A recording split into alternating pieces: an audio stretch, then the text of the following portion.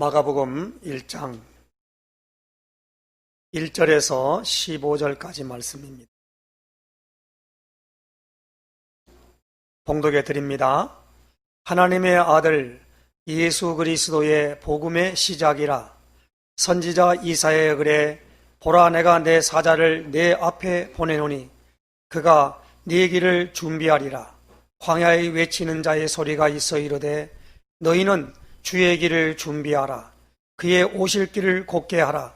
기록된 것과 같이 세례 요한이 광야에 이르러 죄사함을 받게 하는 회개의 세례를 전파하니 온 유대 지방과 예루살렘 사람이 다 나아가 자기 죄를 자복하고 요단강에서 그에게 세례를 받더라. 요한은 낙타털 옷을 입고 허리에 가죽띠를 띠고 메뚜기와 석청을 먹더라. 그가 전파하여 이르되 나보다 능력 많으신 이가 내 뒤에 오시나니 나는 굽혀 그의 신발끈을 풀기도 감당하지 못하겠노라. 나는 너희에게 물로 세례를 베풀었거니와 그는 너희에게 성령으로 세례를 베푸시리라. 그때에 예수께서 갈릴리 나사렛으로부터 와서 요단강에서 요한에게 세례를 받으시고 곧 물에서 올라오실새 하늘이 갈라짐과 성령이 비둘기같이 자기에게 내려오심을 보시더니 하늘로부터 소리가 나기를 너는 내 사랑하는 아들이라. 내가 너를 기뻐하노라 하시니라. 성령이 곧 예수를 광야로 몰아내신지라. 광야에서 40일을 계시면서 사탄에게 시험을 받으시며 들짐승과 함께 계시니 천사들이 수종들더라. 요한이 잡힌 후 예수께서 갈릴리에 오셔서 하나님의 복음을 전파하여 이르시되 때가 찼고 하나님의 나라가 가까이 왔으니 회개하고 복음을 믿으라 하시더라. 아멘. 우리 신앙고백 선포하십시다. 주는 그리스도시요 살아계신 하나님의 아들이십니다. 그리스도는 하나님 만나는 길이 되십니다. 죄와 저주에서 해방 주셨습니다. 사단을 이긴 권세를 주셨습니다. 아멘. 할렐루야.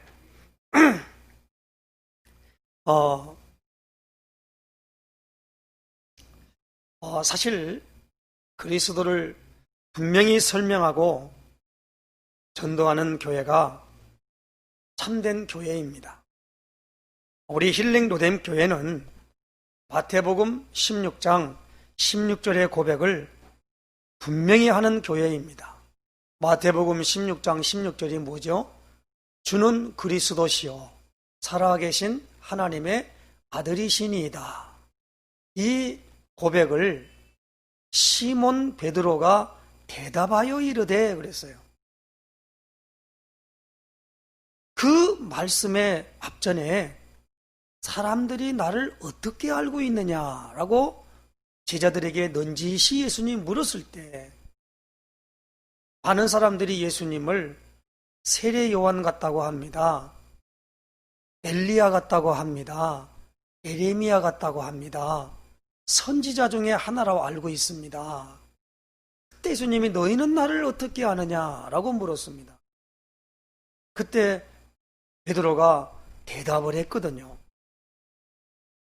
주는 그리스도시요 살아계신 하나님의 아들이시니이다. 이 고백을 베드로가 한 거예요. 그때 예수님이 그 고백을 들으시고 바로 17절 이렇게 말씀합니다. 바요나 시몬아 내가 복이 있다. 우리가 시편 1편 1절에 보면 복 있는 사람은 그랬죠. 복 있는 사람입니다. 복을 받으라가 아닙니다. 복이 있는 사람이에요. 우리가 이 복에 대하여 하나님이 최초로 그 복에 대해 설명함을 받은 분이 누굽니까? 아브라함입니다. 너는 본토 친척 아비집을 떠나 내가 내게 옛날에 개혁성경에는 지시할 땅이라 그랬지요. 그러나 지금 개혁개정 우리가 지금 보고 있는 성경은 보여줄 땅으로 가라 그랬어요. 그래서 이 복, 땅에 가면은 내가 보여줄 땅, 거기 가면은 너는 복이 될지라 그랬어요. 그런데 개혁판의 옛날에 뭐냐? 너는 복의 근원이 될지라 그랬어요. 그 복을 말했거든요. 그 복된 소리를 가리켜 복음이라 그래요. 그래서 오늘 저는요, 지난주에는 구원의 길에 대하여 요한복음 14장 1절로 6절에 대해 말씀을 전달했고, 오늘은 하나님께서 강하게 내게 감동을 주시기를 이 오늘 중요한 부분에 마가복음 1장 1절입니다. 하나님의 아들 예수 그리스도의 복음의 시작이라 그랬어요. 복음이 뭡니까? 복된 소식을 복음이라 그래요. 우리말로 말하면 복복자에다가 소리음자입니다. 복된 소리. 광야에서 외치는 소리가 있다 그랬지요. 3절에 보니까 광야에 외치는 자의 소리가 있어 이르되 그랬어요.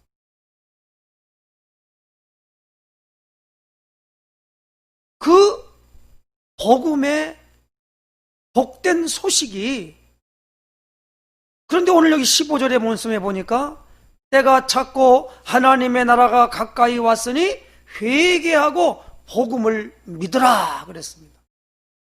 그래서 저는요, 오늘 이 회개하고 복음을 믿으라 라는 제목으로 말씀을 오늘 우리가 받게 되겠습니다.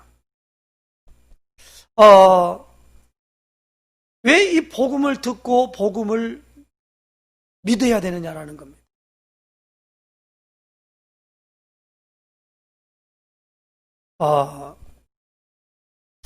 우리가 지금까지 들었던 소식 중에 가장 긴급했던 것은 무엇이었습니까? 내게 생애 마지막으로 말할 수 있는 시간이 주어졌고, 그것도 단 한 가지밖에 말할 수 없다면 무엇을 말하시겠습니까? 우리 모두에게 공통적으로 필요한 긴급한 메시지가 무엇일까요? 그것이 바로 무엇입니까? 하나님의 복음입니다. 예수님도 오늘 14절에 이렇게 말합니다. 요한이 잡힌 후 예수께서 갈릴리에 오셔서 하나님의 복음을 전파하여 그랬습니다. 이르시되 하나님의 복음을 전파하여 그랬습니다.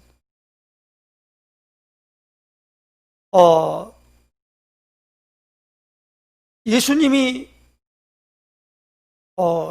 세례 요한에게 와서 세례를 받으시고, 그때에 10절이죠. 곧 물에서 올라오실새 하늘이 갈라짐과 성령이 비둘기같이 자기에게 내려오심을 보시더니 하늘로부터 소리가 나기를 너는 내 사랑하는 아들이라 내가 너를 기뻐하노라 하시니라 그랬습니다. 소리가 들려지는 부분들을 여기서 세례 요한에게 세례를 받으시고 나올 때에 이 어마어마한 하나님으로부터 음성을 받았다 그랬습니다. 성령이 비둘기같이 자기에게 내려오심을 보시더니 그랬지요. 성령입니다. 우리가 이걸 꼭 알아들어야 할 부분이 있습니다. 하나님 앞에 나와서 하나님을 믿는다라고 말할 때 하나님은 누구십니까? 하나님은 영이십니다. 하나님을 알고 하나님을 만나고 하나님에 대한 모든 손길을 내가 의식하고 인식할 수 있는 기능의 문이 열리는 게 뭐냐? 영적인 사실을 아는 것에부터 시작되는 겁니다. 이거 꼭 알아들어야 됩니다. 히브리서 11장 1절에서부터 4절, 5절에 보니까 6절에 보니까 이렇게 말씀합니다. 믿음은 바라는 것들의 실상이요 보지 못하는 것들의 증거니 그랬습니다. 그리고 믿음으로 분명히 이렇게 말합니다. 하나님께 나아간 자는 그가 반드시 계신 것과 또한 그가 자기를 찾는 자들에게 상 주시는 이심을 믿어야 할지니라 그랬습니다. 그리고 하나님은 이렇게 자기에게 예배하는 자를 찾으시느니라. 그것을 예수님은 요한복음 4장 23절에 사마리아 수가성 여인에게 어떤 사람에게 예배를 받으십니까? 라고 할 때에 분명히 말합니다. 요한복음 4장 1절에 하나님은 영이시니 예배하는 자가 영과 진리로 예배할지니라. 그 영과 진리가 뭡니까? 바로 예수님의 말씀을 가지고 예배할 때 그걸 영과 진리로 예배한다 그랬습니다. 성경은 우리에게 이렇게 말합니다. 진리의 말씀 그렇게 말해요. 하나님의 성령으로 말미암아 주어지는 진리의 말씀. 그래서 우리가 이 중요한 부분에 하나님의 영이 우리에게 오실 수 있는 길을 말하는 걸 가리켜 복음이라 그런단 말이에요. 그러면 거기에 따르는 가장 중요한 부분이 무엇입니까? 오늘 여기 보면 하나님의 나라입니다. 그런데 우리는 하나님의 나라로 이것을 번역을 했어요. 그러나 킹제임스 버전에 있는 성경을 보면은 그렇게 말한 게 아니고 이거 하나님의 나라를 킹덤이라 그렇게 말합니다. 다시 말하면 왕국이라 그렇게 말해요. 나라의 개념은 오늘날 나라의 개념은 국민을 얘기하고 있거든요. 우리가 이 나라를 형성하는 3요소가 있지요. 그게 뭐냐면 일단 땅이 있어야 돼요. 그리고 거기에 누구 있냐? 짐승이 있으면 안 돼요. 거기는 사람이 있어야 돼요. 세 번째로는 뭐냐? 주권이 누구에게 있느냐가 중요한 겁니다. 하나님의 나라는 여기 뭐냐면 나라라고 우리가 표현하면은 모든 부분에 그 해석이 약하다라는 겁니다. 그래서 나라가 아니라 왕국이라 그렇게 말해야 돼요. 왕에게 모든 것에 권례와 권세가 있단 말입니다. 우리가 민주주의 말하지요. 뭡니까? 국민에게 주권이 있는 거예요. 그래서 대통령을 선거로 뽑는 거잖아요.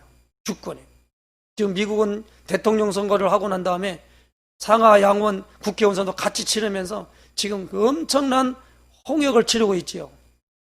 그래서 많은 사람들에 의하여 옹립한 사람이 이제 대통령으로 해서 그 주권을 행사할 수 있도록 대통령 권세를 행사할 수 있도록 그 권한을 주는 것이 국민에게 있었다는 말입니다. 그런데 오늘 우리는 가장 중요한 부분에 우리가 개혁 개정판에는 하나님의 나라를 말하는데 왕국, 킹덤이에요. 킹덤. 하나님의 왕국이에요. 그걸 왜 이것을 이렇게 했는가 했더니 여호와의 증인들이 뭐라고 말합니까? 왕국의 관 그렇게 해가지고 교회를 왕국의 관이라 그래요. 그래서 그 부분으로 말미암아 따가니까 왕국 그렇게 말하면 사람들로 말미암아 또 오해할까 싶으니까 그걸 하나님의 나라라 이렇게 말하므로 주권을 하나님의 통치권에 두고 있음을 말하고 있다 이 말입니다. 하나님은 오늘 우리로 하여금 가장 중요한 것이 무엇입니까? 예수님이 오셔서 회개하고 복음을 믿어야 할 이유가 뭐냐라는 거예요. 그래서 저는 오늘 여기에 세 가지를 통해서 오늘 뭡니까? 복음의 이 내용을 오늘 우리가 긴급하게 전해야 되는 부분인데 할 이유가 있습니다. 첫 번째로는 무엇입니까? 오늘 1장 15절에 보니까 때가 찼고 그랬어요. 때가 찼기 때문입니다. 15절 말씀을 꼭 기억하시기 바랍니다. 이르시되 때가 찼고 하나님의 나라가 가까이 왔으니 회개하고 복음을 믿으라 하시더라. 하나님의 복음을 전파하여 이르시되 그랬거든요. 하나님의 이 복음을 전파하는 예수님의 첫마디는 때가 찼다라는 것이었습니다. 때가 뭡니까? 성취되었다는 사실을 선언합니다. 여기에서 때는 무엇이었을까요? 이 때는 그리스도의 시대, 즉 이 세상 사람들이 그리스도를 통해 구원받을 때입니다. 그런데 이 때가 어떻게 임하였는지를 주의할 필요가 있습니다. 하나님의 주권적인 결정으로 이루어졌습니다. 여기서 때가 찼고라는 하였을 때 그때는 헬라어로 카이로스, 즉 하나님의 때를 말합니다. 헬라어에 두 단어가 있다고 합니다. 하나는 크로노스가 있고, 이 크로노스는 이라는 뜻은 뭐냐면 그냥 자연스럽게 흘러가는 일반적인 시간, 하루, 한 달, 1년 이런 시간을 말하고 있습니다. 그런데 이 카이로스라는 단어를 쓸 때는 기회, 때, 특별한 시간들, 하나님과 관계되는 의미 있는 특정한 시간을 말한다라고 사전에 그렇게 기록되어 있더라고요. 그래서 제가 그걸 찾아보면서 그러므로 예수님께서 구세주로 이 땅에 오신 때, 즉 세상 사람들이 구원받을 때가 하나님의 주권적인 결정으로 이루어졌다는 것입니다. 그러므로 때가 찼다는 것은 구체적으로 무엇을 의미할까요? 하나님께 주권적으로 이 때를 성취하셨는데 두 가지의 의미를 내포하고 있습니다. 첫 번째로는 무엇입니까? 세상이 그리스도가 오심에 준비되어 있었습니다. 예수님이 오실 때가 지금으로부터 2020년 전이에요. 지금 우리가 이 서력기원을 쓰고 있지 않습니까? 우리는 지금 서기를 쓰고 있지요. 서력기원이라 그래요. 그런데 우리는 뭐냐면 우리는 이 단기를 또 쓰지요. 그래서 그 기원을 단군으로 두고 있다는 말입니다. 그런데 전 세계가 지구 땅덩어리인 사람들이 지금 우리가 쓰고 있는 이 2020년은 예수님 탄생 이후를 말하고 있는 것입니다. 그 기준이 예수님 탄생을 두고 있는 거예요. 그래서 예수님 탄생 전을 가리켜서 BC라 그래요. 영어 표기로. 그건 뭐냐? 비포, 전이란 말이죠. 그리스도 전이라는 거예요. 그리고 우리가 지금 서력기원을 쓸 때 이 라틴어로는 뭡니까? AD를 쓰죠. AD. 이 말은 라틴어로 아노 도미네 이 말이에요. 이 말은 무슨 말입니까? 주님 탄생 이후라는 뜻이에요. 우리가 옛날에 영화를 볼 때 커바디스라고 있잖아요. 커바디스. 이 커바디스 영화를 볼 때 이렇게 말합니다. 그게 뭐냐니까 커바디스 도미네, 주여 어디로 가시나이까. 도미네가 뭐냐면 주라는 말이거든요. 그러니까 A념은 그 예수님, 주님 탄생 이후라는 걸 쓴단 말이에요. 그러니까 2020년에 전에 그 시대 상황이 뭐였냐? 로마가 세계를 지배하던 시대였다라는 거예요. 로마가. 그래서 특별히 유대 땅에는 누굽니까? 로마가 이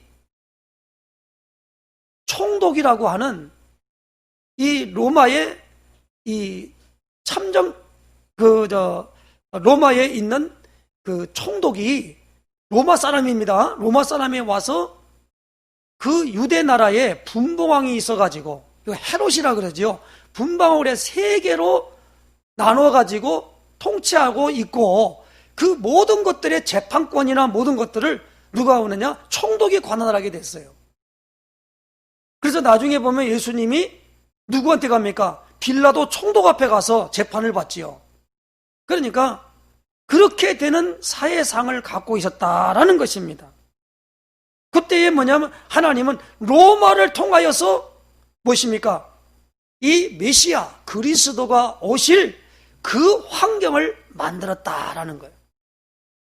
그리고 그때 당시에는 세상에 가장 우리의 모든 부분의 것들을 잘 표현할 수 있는 언어가 뭐냐? 헬라어라고 그래요. 지금 말하면 그리스어지요. 근데 지금은 쓰지 않고 있습니다. 그래서 우리는 사랑 그렇게 말하면은 그냥 사랑 그러면 그 의미가 여러 가지가 많이 있잖아요. 그런데 헬라어의 사랑에는 4가지 단어를 쓰고 있단 말이에요. 무조건적인 사랑 아가페, 그 다음에 에로스 사랑, 필레오 사랑, 그 다음에 스토르게 사랑, 뭐 이렇게 있잖아요. 가족 사랑, 그 다음에 애인 사랑, 그리고 친구 사랑, 이런 것들을 다 나눠가지고 그걸 표현하고 있는 거예요. 그걸 썼던 것이고, 그리스는 그때 뭐냐면 헬라 문화를 가지고 철학의 도시가 된 거잖아요. 이 언어의 모든 것들에 아덴에 갔더니 얼마나 말들을 많이 잘하는 게 말쟁이들이 있단 말이에요. 그렇게 성경은 표현할 때 그때 썼던 언어가 뭐요? 헬라어예요. 그래서 신약 성경은 무엇입니까? 헬라어로 기록되었다라는 거예요. 그러니까 옛날에 같은 경우는 70인역이 뭐냐? 그러니까 구약 성경도 무엇입니까? 헬라어로 이것을 번역해가지고 우리에게 줬다라는 거예요. 신약 성경은 헬라어로 기록되었고, 그래서 우리가 성경을 받을 때 그 원본이 중요하다는 게 원본. 그래서 우리가 이렇게 말씀을 받고 있는 거지요. 그때 썼던 단어가 무엇입니까? 헬라어라요. 그래서 전 세계 많은 사람들과의 의사소통이 가능하게 만들었습니다. 그리고 그때의 로마가 했던 일이 뭐냐면, 로마가 가는 길마다 갈 때마다 뭐냐면 길을 닦았어요. 그리고 굴로를 닦았다라는 거예요. 그래서 우리가 이렇게 모든 세계는 로마로 통한다 그렇게 말하죠. 그래서 길을 닦아놨답니다. 그래서 지구의 먼 지역까지 전도할 수 있는 준비가 되어 있었다는 것입니다. 초대교회는요, 이러한 상황 속에서 복음을 전하는 전도의 어마어마한 것들을 하나님이 그 시대에 딱 그때 딱 준비하고 예비해 놨단 말이에요.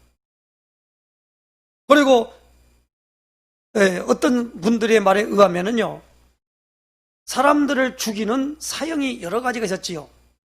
그때 중에 뭐냐면 고 예수님 시대에 가장 흉악한 사람들에게 십자가형을 가하는 그 형벌 제도를 가지고 있었다는 겁니다. 우리가 중세시대 같은 거 보면은 사람 죽일 때 어떻게 해요? 단두대에 죽였지요. 목을 딱 집어넣고 칼을 딱 내려서 딱 잘라 죽이는 거예요. 그 다음에 지금은 우리가 어떻게 합니까? 우리는 지금 사형제도가 있었지만은 지금 그 위험해야 됐지요. 지금은 사형은 안 합니다. 그럴 때 뭡니까? 가가지고 사형 집행장에 가면은 멸반 뒤에 딱 위에 올라가가지고 있으면은 그냥 오랏줄을 딱 메고 얼굴 딱 씌우고 말이요. 딱 열면은 밑으로 뚝 떨어져가지고 목 매달아 죽여요. 그 사형제도가 다 있었는데 요때 당시에 십자가형의 사형제도가 있었다라는 겁니다. 그러니까 모든 세상이 뭐요? 그리스도 오심이 준비되는 이 특별한 때를 하나님이 만들었다라는 거예요. 두 번째로는 무엇이니까? 예언적인 사건들이 그리스도 오심에 준비되어 있었다라는 겁니다. 하나님께서 엘리야가 먼저 와서 그 길을 예비해야 한다고 예언을 하셨습니다. 이사야 40장 3절에 그리고 말라기서 3장 1절에 그렇게 기록되어 있어요.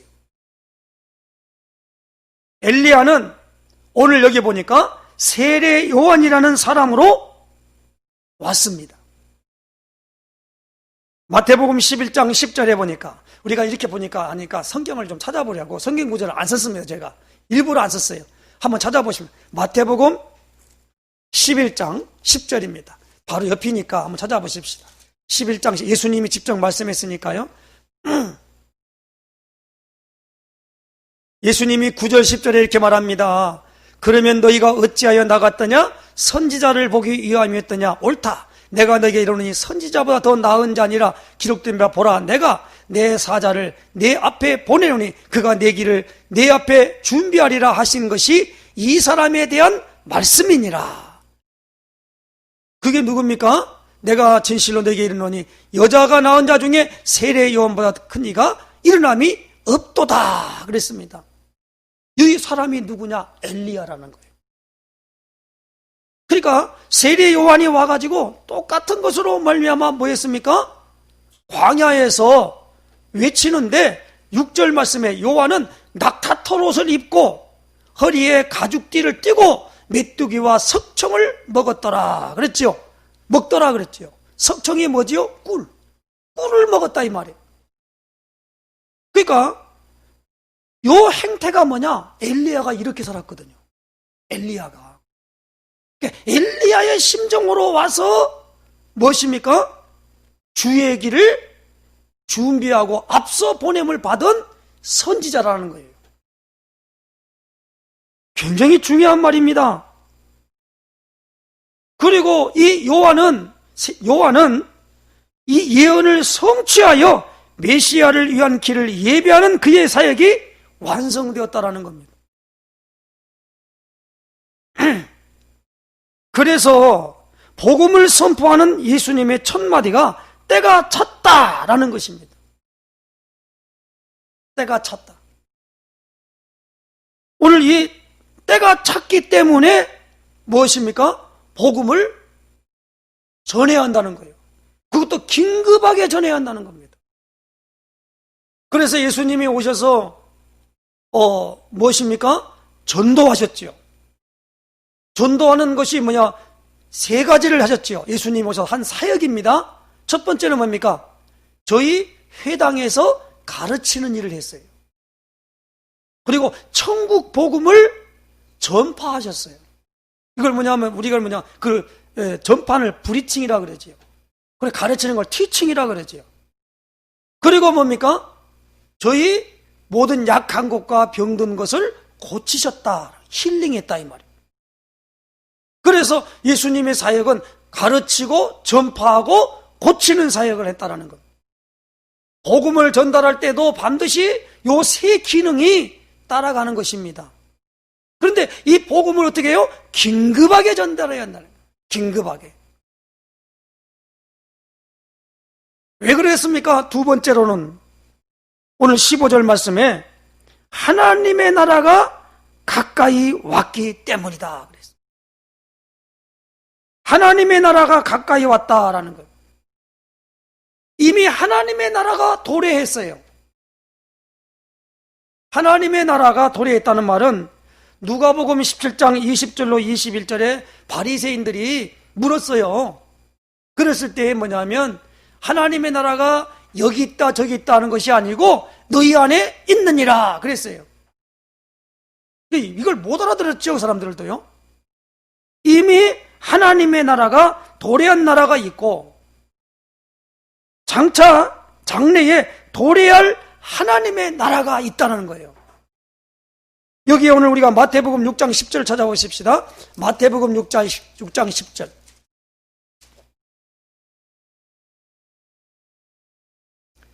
예수님이 주기도문을 가르쳐 주시면서 뭐라고 말합니까? 여기 10절이죠. 같이 읽겠습니다. 시작.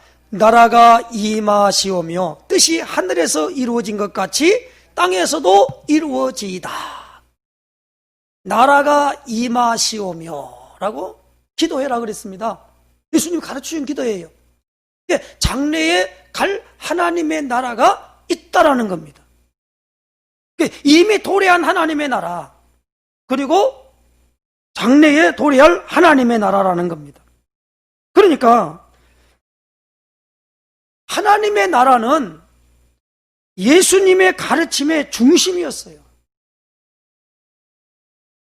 하나님의 나라는 하나님께서 최고의 주권을 가지고 다스리는 하나님의 왕적 통치권을 말합니다.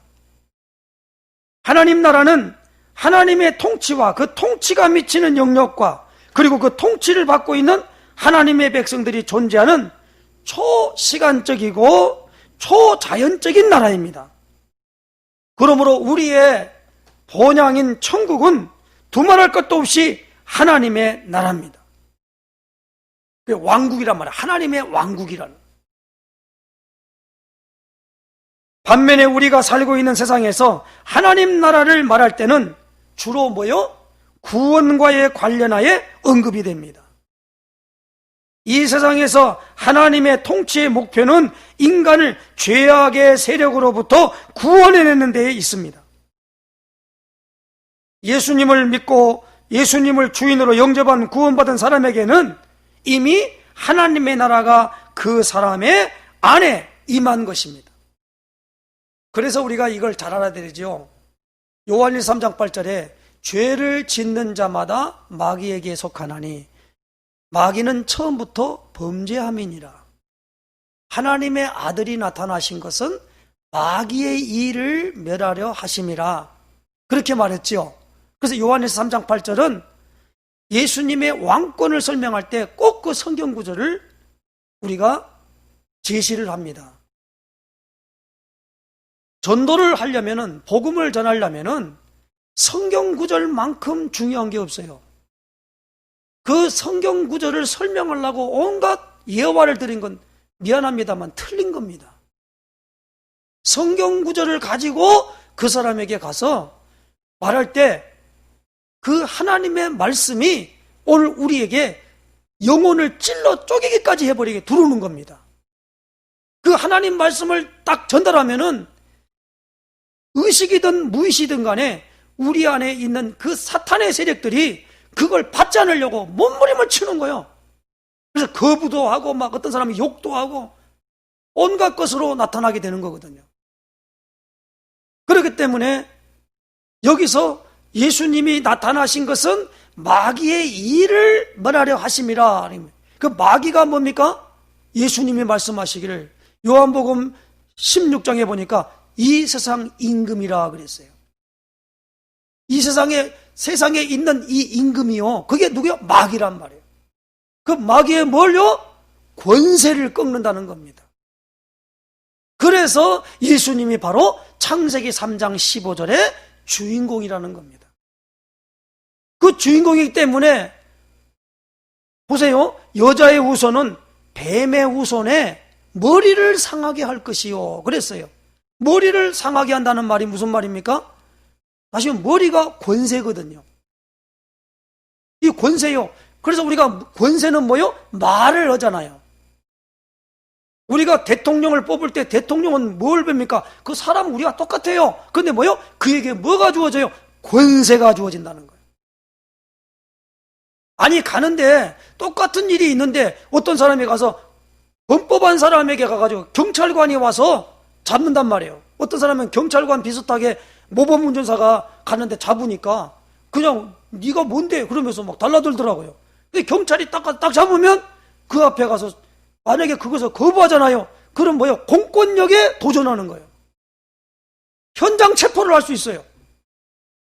그러니까 가자면 가야 되는데 안 간다 이거야. 그럼 막 끌고 가는 거야, 막 그냥. 왜? 권세. 그래도 말을 못 해요. 그 권세가 있기 때문에. 그래서 거기에 뭡니까? 경찰관이 옷을 딱 입고 그다음에 어떤 증을 딱 제시한다 이 말이에요. 사복 입을 때 누군지 모르잖아요. 그때 그 사람에게 있는 게 뭐냐? 권세란 말이에요. 그래서 이 권세를 말할 때는 왕이라 그렇게 말하면서 왕은 그 권세거든요. 그 권세가 뭐예요? 통치권이에요. 그러므로 오늘 우리는 이 뭐냐면 하나님의 나라가 가까이 왔다라는 겁니다. 아까 누가복음에는 이렇게 말합니다. 예수님 자신이 하나님의 나라예요. 왕이시단 말이에요. 그래서 하나님의 나라는 여기 있다 저기 있다 하는 것이 아니고 너희 안에 있느니라. 이렇게 말씀하는 겁니다. 그러니까 하나님의 나라가 어디 있냐 그러니까 여기 있다니까 우리 마음속에 있다. 그렇게 해석을 하는데 아니에요. 무슨 마음속에 있어요. 예수님 자신이 그렇게 있단 말입니다. 이걸 우리가 아이고 목사님 뭐 설명을 그렇게 해보시면 좀 그렇지 않습니까? 확실하게 한번 찾아보시면 누가복음 17장 한번 찾아봐요. 손을 놓고요. 누가복음 17장 20절 21절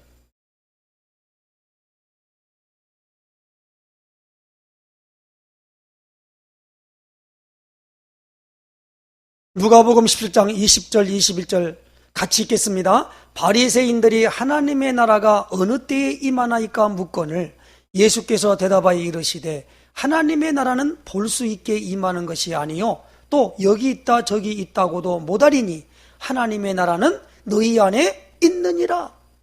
그랬어요. 너희 안에 있다라고 말해요. 지금 예수님 누구하고 말하고 있어요? 바리새인들하고 말하고 있단 말이에요. 지금 예수님을 보고도 이해를 못하고 있네, 바리새인들이. 지금 너희 안에 있다라는 겁니다. 그러니까 뭡니까? 지금 뭐냐면 너희 안에 있다라는 말은 너 안에 있다, 네 마음속에 인마의 하트 안에 있다는 말이 아니고 뭡니까? 너희 안에 지금 무엇입니까? 지금 보고 있는 예수님 자신이 하나님의 나라를 임한다라는 거예요. 꼭 기억하시기 바랍니다. 때가 찼고 하나님의 나라가 가까이 왔으니 오늘 세 번째로는 뭡니까? 회개하고 복음을 믿으라 라고 했단 말이에요. 예수님께서 결론적으로 하신 말씀입니다. 때가 찼고 하나님의 나라가 가까이 왔으니 그러므로 회개하고 복음을 믿으라는 말씀입니다. 회개라는 게 뭘까요? 세상과 죄로부터 등을 돌리고 완전히 하나님께로 전환한다는 의미입니다. 회개는요, 어떤 분은 말할게요. 뉘우칠 회, 고칠 게. 우리나라 한문으로 회개라는 말은 이 뉘우칠 회, 고칠 게요. 뉘우치고 고치는 것을 말하거든요. 그걸 회개라 그런단 말이에요. 근데 회개라는 단어는 뭐요? 돌이킨다는 뜻이 있어요. 이쪽 방향으로 가던 사람이 그 방향이 아니야 하고 판단을 하고 이쪽 방향을 전환했다라는 겁니다. 그래서 그 회개하는 그 모든 것의 표정으로 뭘 주냐? 세례를 주는 거예요. 그 세례는 뭐냐? 내가 지금까지 행했던 그 모든 것들은 죽어버렸다는 거예요. 이제 새롭게 이것을 가겠습니다 라고 하는 자기의 결단을 표현하는 걸 회개라 그런다 이 말입니다. 어떤 분은 말하기를 아유 잘못했습니다 라고 해놓고 또 가서 그 짓을 하고 있는 거야. 그러면 그건 아니지. 그 말이 맞지요. 어느 날 있잖아요. 천주교가 뭘 했냐면 이 면죄부를 팔았거든요. 그리고 그 다음에 신부님한테 와서 고해성사를 해요. 고해성사가 하는데 천주교는 작은 죄가 있고 큰 죄가 있다 이 말이에요. 그래서 어떤 분이 그런 말씀하더라고요. 로마의 교황청이 있는 곳에 있는데 이 이태리에 가면 그 로마라는 곳에 가면은 사창가가 많대요. 그래서 창가에 그 창녀들이 뭐였느냐? 천주교인들이에요. 그래가지고 한 주 동안 가가지고 뭐 얼마 동안 있던 거 하면 신부님한테 간다네요. 가서 고해성사를 한대요. 신부가 이렇게 받는다는 거야. 그러면 신부가 이제 그 모든 걸 하면 고해성사하면 신부는 절대 그 사람의 그 허물이나 그런 것들을 발설하면 그 신부는 파직당해요. 그거 안 하게 돼 있습니다. 여러분 이거 아셔야 됩니다. 옛날에 저기 서강대 총장이었던 박홍 그분도 신부님이거든요. 근데 북한에 내려왔던 간첩이 와가지고 고해성사를 한 거야. 다 알고 있잖아요. 그렇지만 가서 옛날에는 국정원이죠. 그 국정원에다가 신고하지 않았다는 거예요. 그 신고하면 박홍 그 사람은 물론 그 사람은 성공의 분입니다만은 하직돼 버려요. 그러니까 그렇게 하다 보니까 계속 가서 무엇입니까? 가가지고 돈도 드리거나 뭐라면 그걸로 이완을 삼고 살아간다는 거예요. 그게 뭐냐는 거지요. 맞는 말 아닙니까? 우리가 이 세례를 받는 이유가 거기에 있다 이 말입니다. 그 의미를 모르거든요. 회개. 그래서 예수님께서 이렇게 사도 베드로가 이렇게 말했지요. 사도행전 2장 38절 39절에 이렇게 말씀합니다. 성령 받았는데 이 성령을 어떻게 받아야 됩니까? 라고 말하니까 너희가 회개하여 각각 예수 그리스도 이름으로 세례를 받고 죄사함을 받으라. 그리하면 성령의 선물을 받으리니, 이건 하나님이 얼마든지 부르신 자들에게 약속하신 것이다. 여러 말로 확증하여서 말하니까 그 말을 받은 사람은 세례를 받음에 신도의 수가 3,000이나 더하더라. 그게 바로 사도행전 2장 41절의 중요한 말씀이에요. 그래서 그들이 세례 받은 사람들이 사도의 가르침을 받아 42절에 나와서 떡을 떼기도 하고 그리고 오로지 기도하기를 힘썼다 그렇게 말씀하고 있습니다. 교제하면서. 그러니까 여기서 나오는 이 누굽니까? 세례 요한이 와서 뭐라고 말합니까? 회개의 세례를 베풀었어요. 그러니까 5절 말씀해 보세요. 온 유대 지방과 예루살렘 사람이 다 나아가 자기 죄를 자복하고 요단강에서 그에게 세례를 받더라 그랬습니다. 그래서 보니까 그러니까 그때부터 뭡니까?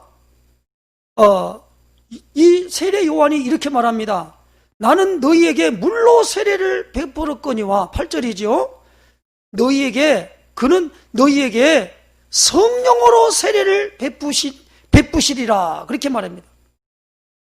물로 세례를 베푸시는 모든 부분으로 말미암아 성령의 세례를 베푸시는데, 이제 예수님을 나타내기 위하여 세례 요한이 왔잖아요. 세례 요한의 주 임무, 주 사역이 뭐냐? 예수님을 나타내는 일로 세례 요한은 다 한 겁니다. 세례 요한은 그것밖에 딱 하나님으로부터 임무를 받은 게 없어요. 그 다음 임무가 없어요. 그래서 뭡니까? 17절의 말씀에 이렇게 말하지요. 그가 전파하여 이르되 나보다 능력 많으신 이가 내 뒤에 오시니 나는 굽혀 그의 신발끈을 풀기도 감당하지 못하겠노라. 그렇게 말합니다. 그때에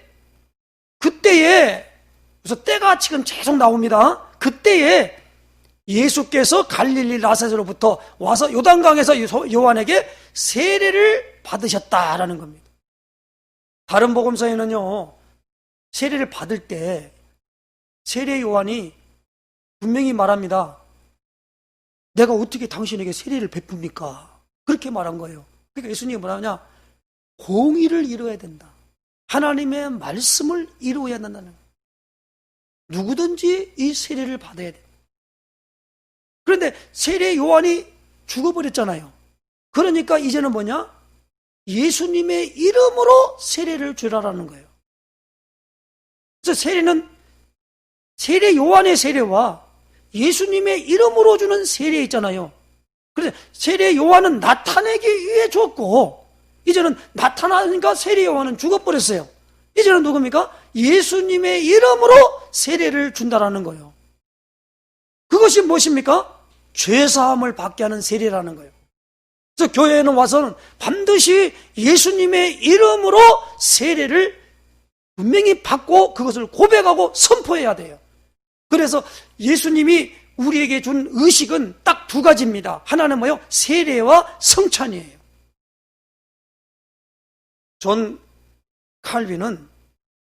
요한 칼빈은 이렇게 말합니다.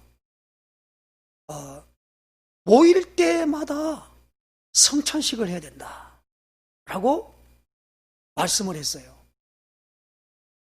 근데 그 말이 맞아요. 왜냐하면 초대교회는 모일 때마다 떡을 뗐거든요. 그게 뭡니까? 예수님의 살과 예수님의 피를 마시는 그것을 행한 거예요. 그래서 고린도 교회 같은 경우는 이로 말미암아 그들이 성령으로 말미암아 인도하다 보니까 그들이 다 신자가 됐잖아요. 그러다 보니까 전부가 모여가지고 그것은 뭐입니까? 이 성찬식을 날마다 한 거예요. 그런데 그때 그 하는 부분으로 애찬을 나누면서 뭔 일을 했냐면 서로 싸움이 벌어진 거예요. 그래서 그 문제에 대해서 고린도전서에 잘 설명하고 있습니다. 성찬을 어떻게 할 것인가. 그리고 세례에 대해서도 정확하게 말하고 있는 거예요. 너희가 예수님의 이름으로 세례를 받았지 바울의 이름으로 세례를 받았냐? 너희가 아볼로의 이름으로 세례를 받았냐? 아볼로가 세례를 베풀었기 때문에 아볼로 목사님이 최고야. 아니, 바울로부터 나는 세례를 받았으니까. 근데 바울은 나는 누구에게 세례 준 적이 없다고 말을 해요. 고린도 교회 가서. 그러니까 무슨 말이냐? 몇 명에게만 내가 세례를 줬는데 누구의 세례 준 적이 없는데 너희들이 왜 파당을 해서 있느냐? 누구의 이름으로 나가느냐? 예수님의 이름으로 세례를 받지 않았느냐? 그래서 그 예수님의 이름으로 우리가 세례를 받았다는 거예요. 많은 사람들이 이걸 오해를 합니다. 어떤 분은 천주교를 다니다가 어느 날 개신교로 개종을 했어요. 그러면 세례를 또 받아야 됩니까? 라고 묻는 거예요. 그리고 실제로 뭐냐면 천주교인들은요, 뭐입니까? 죽은 사람에게 허리가 가지고 가고 빨리 세례를 베풀라는 거예요. 어떻게 합니까? 저 봄날 요양병원 호스피스 병동에 내가 유총 목사로 가서 있을 때, 지금은 코로나 때문에 못 들어가고 있습니다만은, 가가지고 뭐냐면 자꾸 세례를 달라는 거예요, 세례. 아무 의미 없이 가던 목사님이 가서 세례를 갖다가 하면은 구원받지 않았겠냐. 이런 형식이죠. 물론 그 의미와 그 모든 걸 있는데, 이런 의미가 있다라는 거예요. 여기에 뭡니까? 회개의 세례라는 말이에요. 그래서 세례 요한은 회개의 세례를 베풀었고, 이제는 뭐냐? 너희가 회개하여 각각 예수 그리스도 이름으로 세례를 받고 라고 하는 말입니다. 이 말은 뭐입니까? 뜻을, 방향을 바꾸라는 말입니다. 그래서 오늘 우리는 이 부분을 가지고 또 하지만은, 교회 이뤄내게 될 때는 말하지만, 교회와 할 때는 그렇지만 복음을 전달할 때는 반드시 무엇입니까? 그가 예수님을 인식적으로 말미암아 그것을 분별하도록 가서 우리가 전달해 주는 걸 말하고 있는 것입니다. 그러면 그가 마음속에 예수님에 대하여 아는 만큼 무엇입니까? 부어지는 거예요.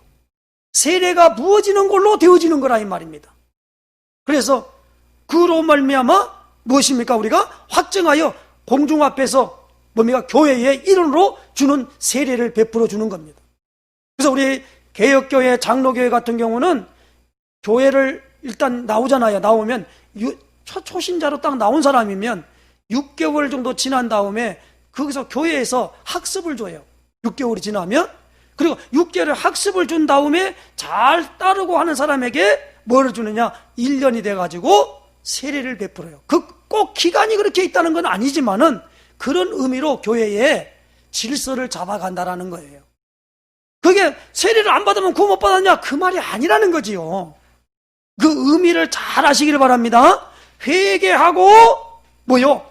복음을 믿으라는 거예요. 그건 뭡니까? 오늘 여기 보니까 하나님의 나라가 가까이 왔다라는 거예요.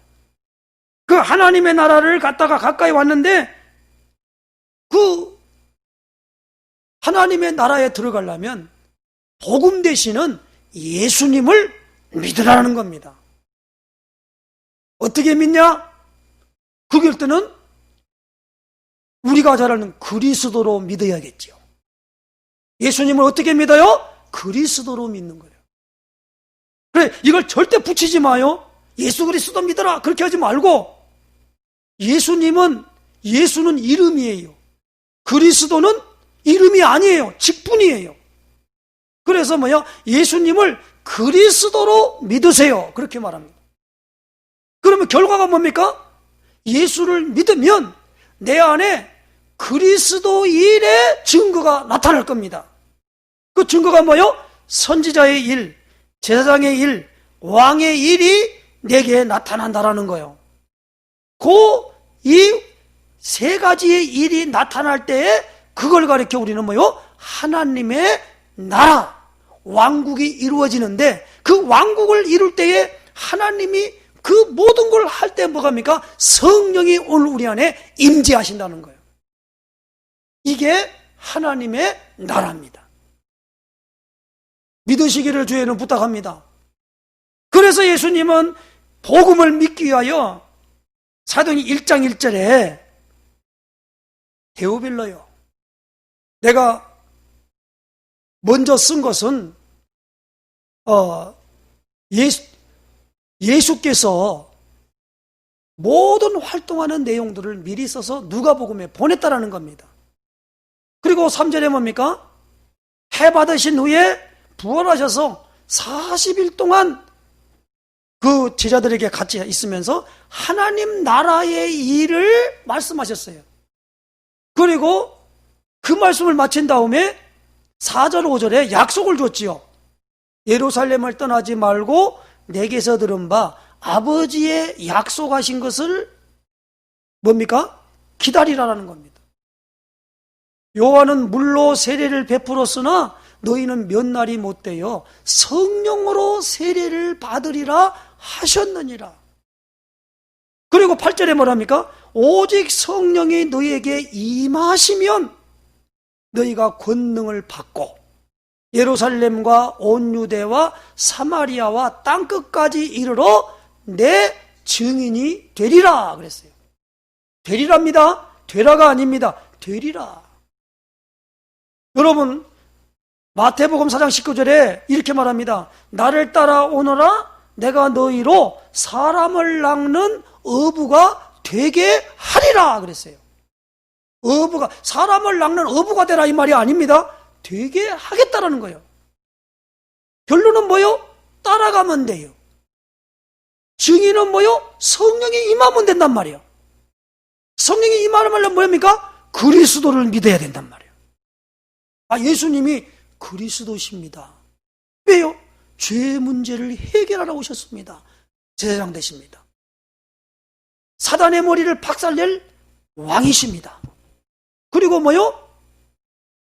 하나님의 어마어마한 것들을 볼 수 있는 선지자십니다. 그 일을 내게서 이루어 주시옵소서 라고 하는 것으로 인정하면 되는 거예요. 뭐요? 예수님은 그리스도십니다. 이것이 바로 회개하는 거예요. 그래서 우리는 그리스도로 완전하고 충분하고 모든 것임을 늘 고백하고 뭐요? 인정하고 그리고 선포해야만 돼요. 그리고 누가 무슨 말 하더라도 저 사람은 뭐요? 그리스도를 모르고 있구나. 저 사람은 교회를 열심히 다니고 기도도 열심히 하는데 가서 대화를 해보니까 그리스도만 몰라요. 그 중요한 그리스도를 모른단 말이에요. 예수님이 바요나 시몬아 내가 복이 있다 라고 하는 그 말을 이 사람들은 소홀히 여기는 거예요. 무엇입니까? 알기는 잘 알아. 아이고 세례 요한 같아요. 사회 정의를 부려줬고 나라에 막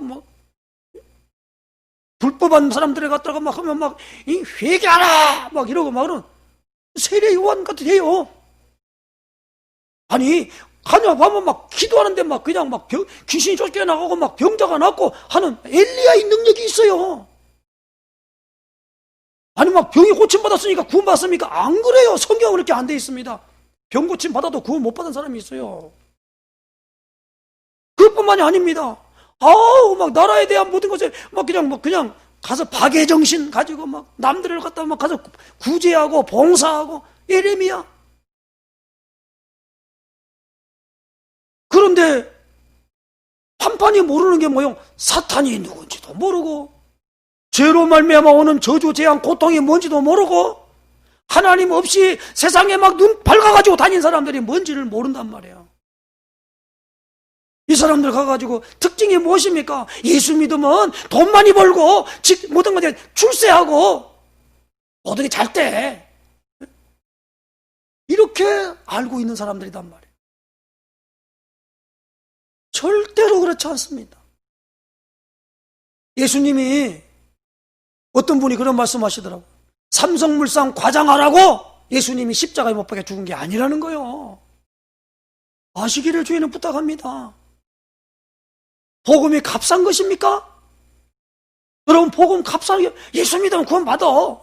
근데 내가 할 짓 다 하고 난 다음에 예수 믿어야 되는데 그 말을 어떻게 하냔 말이에요. 무슨 말입니까? 교회 나가고 안 나가고 이걸로 예수 믿는 걸로 착각을 하고 앉아 있어요. 오늘 이 부분은 잘 가시기 바랍니다.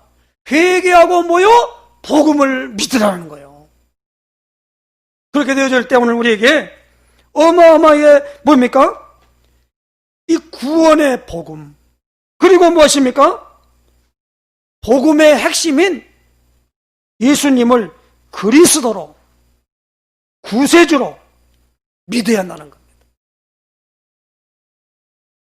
예수님은요, 어찌든지 간에 그리스도로 나타내 보여줄 때 그들에게는 어마어마한 축복을 받게 된 거예요. 여러분, 요한복음 4장에 보면 사마리아 수가성 여자가 예수님과 대화를 하고 있는데 그 생수를 갖고 대화했잖아요. 생수 준다고 그러니까 너무 좋으니까 그 물을 주셔서 나로 이 물 들어오지 않게 좀 해주세요. 생수가 뭔지를 몰랐어요. 그때 예수님이 그랬잖아요. 내 남편을 불러오라. 나는 남편이 없습니다. 흔히 그 여자에 대한 상태를 말하니까 내가 보니까 당신은 선지자입니다. 그 말에 딱 귀를 기울이는 거예요. 그러면서 선지자니까 많은 걸 알고 있으니까 가장 중요한 부분을 예수님 이제 모르고 물었지요. 우리는 이쪽에서 예배를 드리는데 사마리아 사람들은 당신들 유대인들은 저 예루살렘에 예배 드릴 곳이 있다고 하는데 어디서 드리는 게 진짜입니까? 그렇게 말할 때 예수님 물었을 때에 여기도 말고 저기도 말고 아버지께 참으로 예배할 때가 오나니 곧 이때라. 아버지께서는 이렇게 자기에게 예배하는 자들을 찾으시느니라. 그러면서 무엇입니까? 하나님은 영이시니 예배하는 자가 영과 진리로 예배할지니라 그랬어요. 그랬더니 그 여자가 딱 하는 말이 그래요. 그냥 그 말하니까 그리스도라는 분이 오실 줄 내가 아는데 그분이 오면 모든 걸 우리가 알려줄 겁니다. 그랬어요. 그때 예수님은요, 네게 말하는 그가 바로 나다. 그랬어요. 그때 눈이 탁 떠지면서 이 여자가 물동이를 버려두고 동네 들어가서 내게 말한 사람을 와보라. 그가 그리스도가 아니냐라고 하니까 그들이 막 그 여자의 말을 듣고는 막 눈이 번쩍 떠가지고 막 예수님이 나왔어요. 그러면서 그들이 고백하기를 동네 사람들이 뭐라고 말하냐면 내 말을 인하여 믿는 것이 아니라 참으로 내가 보고 그가 우리의 뭐요? 구세주인 줄 알았다라는 거예요. 그리스도. 세상을 구원하는 주님이요. 그리스도. 하나님이 세상을 이처럼 사랑하사 독생자를 주셨으니 이는 그를 믿는 자마다 멸망하지 않고 영생을 얻게 하려 하심이라. 그 독생자가 누구요? 복음이라 이 말입니다. 그러므로 회개하고 뭐요? 복음을 믿으라라는 거예요. 복음을 안 믿어요. 뭔지도 몰라. 복음이 뭔지도 몰라요. 마리아 글자는 복음 얘기하는데 그 복음에 대하여 전혀 그러니까 관심도 없어요. 관심 있는 사람은 그 복음을 믿으라고 그랬으니까 뭐 했습니까? 오늘 하나님의 아들 예수 그리스도의 복음의 시작이라는 거예요. 그러면 마가복음 정도는 몇 번을 읽어봐야 될 거 아닙니까? 재미있는 소설책은 몇 번씩 읽으면서 왜 이건 한 번도 안 읽어보냔 말이에요. 마태복음, 마가복음, 누가복음, 요한복음 그 복음 아닙니까? 그걸 한 번도 읽어보지도 않고 옛날에 한번 읽어봐놓고 와서 교회 한번 딱 나와가지고 설교 듣고 그 설교에 예를 들면 복음이 빠져버리면 어떻게 될 거예요? 설교하는 목사님이 정치 상황에 빠삭해가지고 돈 버는 일에 빠삭해가지고 그거 설명하러 설교 시간을 다 할애해버렸으면 그 사람은 복음 못 들은 거예요. 뭐입니까? 예수님 얘기를 들어야 할 거 아닙니까? 그게 복음인데. 그래서 하나님의 아들 예수 그리스도의 복음의 시작이라는 말이에요. 하나님의 아들 예수 그리스도. 그게 바로 복음이라 이 말입니다. 그러므로 오늘 우리가 이 비밀을 알고 회개하고 복음을 믿는 믿음 안에 굳건하게 서 있는 축복이 있으시기를 주의 이름 축원해 드립니다. 하늘나라 가고 세상에 있는 모든 것을 치료받고 여러 가지 모든 것들을 하는 것으로 말미암아 여러분 예수 믿으니 좋다 그렇게 말하는 게 아니고 복음을 믿기만 하면 돼요. 어떤 상황이 와도 괜찮아요. 복음 믿으세요. 복음을 믿으세요. 오늘 이 축복에 놀라운 증인이 되는 역사 되시길 예수님 축원해 드립니다. 기도하겠습니다. 하나님 감사합니다. 참으로 하나님의 복음을 전파하여 이르시되 때가 찼고 하나님의 나라가 가까이 왔으니 회개하고 복음을 믿으라 하신 이 첫 번 하나님 아버지의 이 메시지가 하나님 오늘 우리에게도 가장 중요한 메시지로 와닿는 시간으로 인도하시고 또 하나님 아버지 이 복음을 살펴보며 복음을 확증하는 축복의 놀라운 역사가 있어질 수 있도록 주의 성령으로 오늘 우리에게 충만하게 임하여 주셔서 누릴 수 있도록 인도하여 주시옵소서. 그리스도이신 예수님의 이름으로 기도드리옵나이다. 아멘.